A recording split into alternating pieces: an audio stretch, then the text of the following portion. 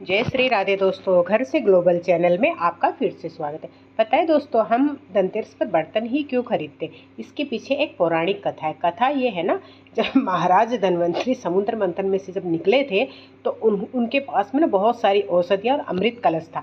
उसमें जो था तो उस जब भगवान को लोगों ने देखा और उनको दर्शन पाने के लिए आए तो वो अपने छोटे छोटे पात्र लेकर गए, जो कोई सोने के थे, कोई चांदी के थे, कोई पीतल के थे, कोई तांबा के थे। इस तरीके के पात्र वो लेकर गए और उनसे उन्होंने प्रार्थना की कि प्रभु हमें भी कुछ औषधियाँ और कुछ अमृत इसमें दीजिए।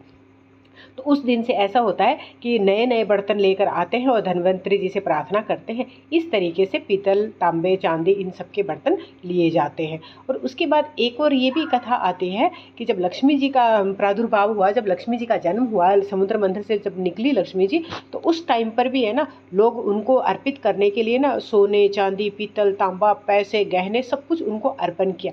कुछ लोग ऐसे थे, वो लोग कुछ भी अर्पण नहीं कर पाए तो वो लोग उदास होकर बैठ गए। जब उन्होंने देखा, लोगों ने देखा कि भाई बड़े बड़े लोग, राजा महाराजा तो महारानी लक्ष्मी को प्रसन्न करने के लिए बहुत सारी चीज़ें लेकर जा रहे हैं, परंतु गरीब लोग क्या लेके जाए। तो माता लक्ष्मी ने उनसे कहा, आप चिंता ना करो, आप हल्दी लेके आओ जो मुझे बहुत प्रिय है, आप धनिया लेके आओ जो मुझे बहुत प्रिय है, आप कौड़ी लेके आओ, कमल गट्टा लेकर आओ, गोमती चक्र लेकर आओ, आप इस तरीके की चीज़ें लेके आओ। अगर आप कमल का फूल भी प्रदान नहीं कर सकते हैं ना, तो आप मुझे कमल के बीज भी प्रदान करेंगे तो मैं उतनी ही खुश होंगी जितने कमल के फूल से होंगे। इसलिए माता लक्ष्मी ने सबका ध्यान रखा, सबको प्रसन्नता के लिए माता लक्ष्मी ने छोटी छोटी सी चीज़ें बताई। साथ में ये भी कहा कि समुद्र से ही उत्पन्न नमक है, आप नमक लेकर आओ। बहुत सारी ऐसी चीज़ें थी जो लक्ष्मी जी ने बताई। तो ये कहते हैं कि लक्ष्मी पूजन, दिवाली पूजन आम जनता से लेकर खास तक सभी को मनाने का हमारे धर्म ग्रंथों में ये जिक्र आता है कि हम किस तरीके से मनाएं।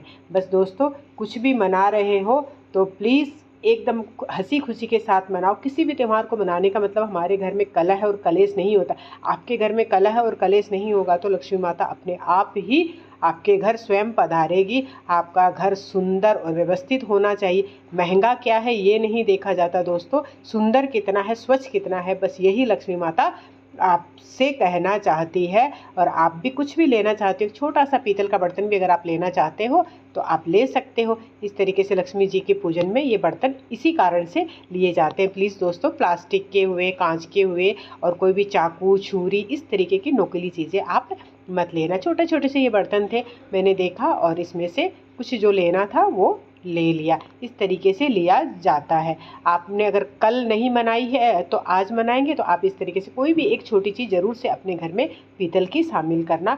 एक सुख समृद्धि का, सौभाग्य का प्रतीक होती है। और अब इस तरीके से हमारे पास में पूजा के एक छोटे छोटे से बर्तन भी हो जाते हैं, जो हम भगवान की खुशी के लिए भगवान को अर्पण करते हैं कि प्रभु जी देखो, ये मैं आपके लिए लेकर आया हूँ या लेकर आई हूँ, तो आप भी ज़रूर से ये वाला लेके आना। और आपने कब करी है धनतेरस ये बताना, आज करी है या कल करी, कल मतलब कल करी है या आज करेंगे। और हमने तो कल करी थी और हमने इस तरीके से उसकी पूजा भी करी थी। और दोस्तों प्लीज़, ये लोहे के बर्तन है ना, ये सब मत लेना, ये सब बिल्कुल स्टील के, लोहे के ना, ये मत लेना भूलवश। धनतेरस के ऊपर ना दोस्तों एक कहानी और आती है कि एक बार है ना, भगवान विष्णु के साथ माता लक्ष्मी ऐसे मृत्यु लोक में विचरण करने के लिए भूमंडल पर आती है। जब वो आती है ना, तो देखते हैं कि उसके हाथ में, मतलब वो जब जाती रहती है तो खेत में से ना, उससे ना गेहूं के दाने 13 टूट जाते हैं। तो भगवान कहते हैं कि हे लक्ष्मी, तुम्हें तो अब है ना इसके घर में ना इसका ऋण उतारना पड़ेगा, तुम इसकी कर्जदार होगी, तुम्हें इसके घर में रहना पड़ेगा। तो माता लक्ष्मी कहती है ठीक है प्रभु, जैसी आपकी आज्ञा। और माता लक्ष्मी उसके घर में, किसान के घर में 12 वर्ष तक रहती है। जब उसके 12 वर्ष पूरे हो जाते तो विष्णु भगवान उसे लेने के लिए आते हैं। तो जब वो किसान के घर में 12 वर्ष रहती है लक्ष्मी जी, तो उसको खूब सारा धन धान्य हो जाता है और वो बहुत अच्छे तरीके से माता लक्ष्मी को अपने घर पर रखते हैं। इस तरीके से क्या होता है ना, धीरे धीरे वो कहती है, लक्ष्मी कहती है मैं तो जाऊंगी, और भगवान विष्णु कहते हैं मैं लेके जाऊंगा, लेकिन किसान कहता है नहीं, मैं तो आपको नहीं ले जाने दूंगा, बिल्कुल भी ये नहीं जाएगी, मेरे पास ही रहेगी। तब लक्ष्मी जी कहती है ठीक है, अगर तुम मुझे रखना ही चाहते हो ना, तो ये कहते हैं कार्तिक की जो धनतेरस आती है ना, इस धनतेरस वाले तुम चौक को बिल्कुल साफ सुथरा करके रखना और एक 4 मुख वाला दीपक जलाना, और मैं तुम्हारे घर में आऊंगी। फिर लक्ष्मी, वो हर साल ऐसे करने लगे तो लक्ष्मी माता उसके घर आने लगी। तो सभी लोग फिर देखने लग गए, और सभी लोग जब देखने लगे तो वो लोग भी इसी तरीके से है सो लक्ष्मी पूजन करने लगे। तो लक्ष्मी पूजन की बहुत सारी कहानियाँ हैं और बहुत सारे कथन हैं जो हमें ज़रूर से करने चाहिए, और बहुत अच्छा महत्व होता है किस तरीके से दीपक प्रज्वलित किया जाता है, और ये भी इसमें दिया हुआ है। सारी बातें होती है, ये किताबों में होती है, हम किताब पढ़ते हैं तो हमें पता चल जाता है, और किसी कारणवश हम नहीं पढ़ पाते तो हमें नहीं पता चलती है। तो ये पूरा कार्तिक का महीना ही ना, पूरा कार्तिक का महीना इतना अच्छा, इतना शुभ फल वाला महीना होता है, जो आपको हमेशा ऐसो ये भगवान विष्णु को अपने चरणों में रखने का ध्यान दिलाता है। तो आप अगर कार्तिक स्नान भी नहीं कर पाते हैं ना, तो ये 5 दिन के ये जो त्योहार होते हैं, ये पूरी श्रद्धा और विश्वास के साथ आपको करने चाहिए। इसमें छोटी छोटी सी त्रुटियां नहीं करनी चाहिए, त्रुटियां करने से ना हमारे ऊपर गलती होती है, और हम फिर ये कहते हैं कि हमने तो इतने अच्छे से लक्ष्मी माता को मनाया और हमारे साथ में ये गलत हो गया। लक्ष्मी माता नहीं करती है, हमें हमारे कर्मों के द्वारा ही दुख और दर्द मिलता है।